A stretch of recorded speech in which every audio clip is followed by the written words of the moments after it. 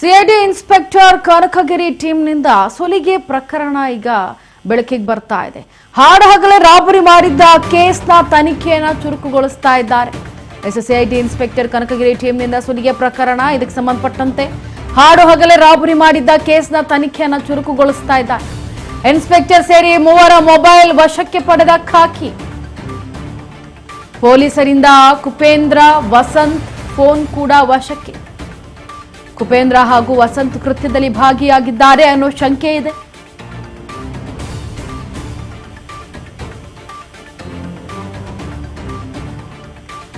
ನೋಡಿ, CID inspector Kanakagiri ಈ ಟೀಮ್ನಿಂದ ಸುಲಿಗೆ ಆಗಿತ್ತು.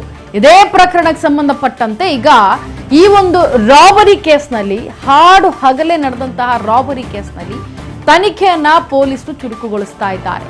ಇನ್ಸ್ಪೆಕ್ಟರ್ ಸೇರಿ ಮೂವರು ಮೊಬೈಲ್ ಅನ್ನ ವಶಕ್ಕೆ ಪಡೆದುಕೊಂಡಿದ್ದಾರೆ ಖಾಕಿ. ಈಗ ಈ ಪೊಲೀಸರಿಂದ ಯಾರು ಈ ಕುಪೇಂದ್ರ ಅವರು ಮತ್ತೆ ವಸಂತ್ ಅಂತ ಯಾರಿದ್ರು, ಇವರಿಬ್ರು ಕೂಡ ಪೊಲೀಸರು, ಇವರ ಫೋನ್ ಕೂಡ ವಶಕ್ಕೆ ಪಡೆದುಕೊಳ್ಳಲಾಗಿದೆ. ಬಿಕಾಸ್ ಇವರು ಕೂಡ ಈ ಕೃತ್ಯದಲ್ಲಿ ಭಾಗಿಯಾಗಿದ್ದಾರೆ ಅನ್ನೋ ಶಂಕೆಯಿಂದ ಇನ್ಸ್ಪೆಕ್ಟರ್ ಕನಕಗಿರಿ ಜೊತೆಗೆ ಒಡನಾಟ ಇವರಿಬ್ರು ಕೂಡ ಮಾಡ್ತಾ ಇದ್ರು, ಚೆನ್ನಾಗಿತ್ತು ಅನ್ನೋದ್ರ ಬಗ್ಗೆ ತನಿಖೆಯನ್ನು ಕೂಡ ಮಾಡ್ತಾ ಇದ್ದಾರೆ. ಇನ್ನು ಫೋನ್ ಕರೆಗಳು ಯಾರ್ಯಾರ್ದು ಬಂದಿದೆ, ಮತ್ತೆ ಚಾಟ್ ಲಿಸ್ಟ್ಗಳು ಏನೇನಿದೆ, ಅದ್ರ ಎಲ್ಲದರಲ್ಲೂ ಕೂಡ ಈಗ ಪೊಲೀಸರು ತನಿಖೆಯನ್ನ ಮಾಡ್ತಾ ಇದ್ದಾರೆ.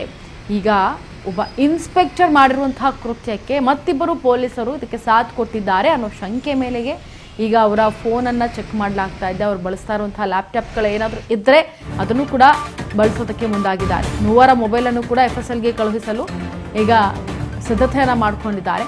ಇಬ್ಬರು ಆರೋಪಿಗಳನ್ನು ವಶಕ್ಕೆ ಪಡೆದಿರುವಂತಹ ಪೊಲೀಸರು ಈಗಾಗಲೇ ಆರೋಪಿಗಳ ವಿಚಾರಣೆ ಮಾಡ್ತಾ ಇದ್ದಾರೆ. ವಸಂತ್ ಕುಮಾರ್ ಹಾಗೂ ಕುಪೇಂದ್ರ ತೀವ್ರ ವಿಚಾರಣೆಯನ್ನು ನಡೆಸ್ತಾ ಇದ್ದಾರೆ, ಡ್ರಿಲ್ ಮಾಡ್ತಾ ಇದ್ದಾರೆ.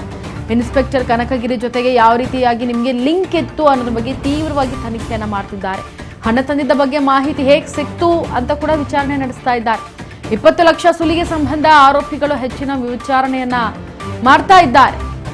ಮೂವರ ಮೊಬೈಲ್ ಅನ್ನು ಕೂಡ FSLಗೆ ರವಾನಿಸಿದ್ದಾರೆ. ಒಂದ್ ಕಡೆ ಅದಕ್ಕೆ ಸಿದ್ಧತೆಯನ್ನ ಮಾಡ್ಕೊಳ್ತಾ ಇದ್ದಾರೆ ಕಳಿಸೋದಕ್ಕೆ. ಇಬ್ಬರು ಆರೋಪಿಗಳೇನಿದ್ರು ಅವರನ್ನ ವಶಕ್ಕೆ ಪಡೆದುಕೊಂಡು ವಸಂತ್ ಕುಮಾರ್ ಹಾಗೆ ಕುಪೇಂದ್ರ ಇವರಿಬ್ಬರನ್ನು ತೀವ್ರ ವಿಚಾರಣೆಯನ್ನು ನಡೆಸ್ತಾ ಇದ್ದಾರೆ. ಇದ್ರ ಬಗ್ಗೆ ಮತ್ತಷ್ಟು ಮಾಹಿತಿಯನ್ನ ಕೊಡ್ತಾರೆ ನಮ್ಮ ಪ್ರತಿನಿಧಿ ಅಜಯ್ ಗೌಡ ದೂರವಾಣಿ ಸಂಪರ್ಕದಲ್ಲಿ. ಅಜಯ್ ಗೌಡ, ವಸಂತ್ ಕುಮಾರ್ ಹಾಗೂ ಕುಪೇಂದ್ರ ತೀವ್ರ ವಿಚಾರಣೆಯನ್ನು ಒಂದ್ ಕಡೆ ನಡೆಸ್ತಾ ಇದ್ದಾರೆ. ಇನ್ಸ್ಪೆಕ್ಟರ್ ಕನಕಗಿರಿ ಜೊತೆ ಇವ್ರಿಗೇನು ಒಡನಾಟ ಇತ್ತು ಅನ್ನೋದ್ರ ಬಗ್ಗೆ ಏನಾದ್ರೂ ಮಾಹಿತಿ ಇದ್ರೆ ಕೊಡಿ.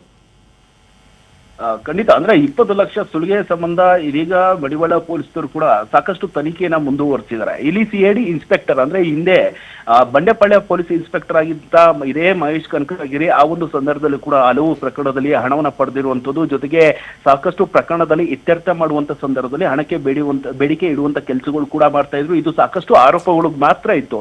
ಆದ್ರೆ ಯಾವಾಗ ಇವರು ಸಿಐಡಿ ಇನ್ಸ್ಪೆಕ್ಟರ್ ಆಗಿ ಮಹೇಶ್ ಕನಕಗಿರಿ ಒಂದು ಟ್ರಾನ್ಸ್ಫರ್ ಕೂಡ ಆಗ್ತಾರೆ, ಅದಾದ ನಂತರವಾಗಿ ಇದೀಗ ಈ ಒಂದು ಸುಲಿಗೆ ಪ್ರಕರಣದಲ್ಲಿ ನೇರವಾಗಿ ಭಾಗಿಯಾಗಿದ್ದಾರೆ ಅನ್ನುವಂತ ಎಲ್ಲ ಸಾಧ್ಯತೆಗಳು, ಜೊತೆಗೆ ಅದಕ್ಕೆ ಬೇಕಾಗಿದ್ದಂತ ಸಾಕ್ಷಿಗಳು ಕೂಡ ಸಿಕ್ಕಿದೆ. ಹೀಗಾಗಿ ಇಲ್ಲಿ ಇನ್ಸ್ಪೆಕ್ಟರ್ನ ಈಗಾಗಲೇ 14 ದಿನಗಳ ಕಾಲ ನ್ಯಾಯಾಂಗ ಬಂಧನಕ್ಕೆ ಕೋರ್ಟ್ ಕೂಡ ಆದೇಶವನ್ನ ಕೊಟ್ಟಿತ್ತು. ಒಂದ್ ಕಡೆ ನ್ಯಾಯಾಂಗ ಬಂಧನದಲ್ಲಿ ಈಗ ಇನ್ಸ್ಪೆಕ್ಟರ್ ಕೂಡ ಇದ್ದಾರೆ. ಆದ್ರೆ ಇವರ ಜೊತೆ ನಿಕಟವಾಗಿ ಸಂಪರ್ಕವನ್ನ ಹೊಂದಿದಂತ ಇದೇ ಕುಪೇಂದ್ರ ರೆಡ್ಡಿ ಅಂದ್ರೆ ಇವರಿಬ್ರನ್ನ ಬಂಧನ ಮಾಡಿರುವಂತ ಮಡಿವಾಳ ಪೊಲೀಸರು ಅಂದ್ರೆ ಕುಪೇಂದ್ರ ಹಾಗೂ ವಸಂತ್ ಕುಮಾರ್ ಇವರಿಬ್ರು ಕೂಡ ನಕಲಿ ಪೊಲೀಸರು. ಅಂದ್ರೆ ಇಲ್ಲಿ ವಸಂತ್ ಕುಮಾರ್ ಏನಿದ್ರೆ ನಾನು ಸಬ್ ಇನ್ಸ್ಪೆಕ್ಟರ್ ಅಂತ ಹೇಳ್ಕೊಂಡಿರ್ತಾನೆ, ಅದೇ ರೀತಿಯಾಗಿ ಕುಪೇಂದ್ರ ಕೂಡ ನಾನು ಪೊಲೀಸ್ ಅಂತ ಹೇಳ್ಕೊಂಡಿರ್ತಾನೆ.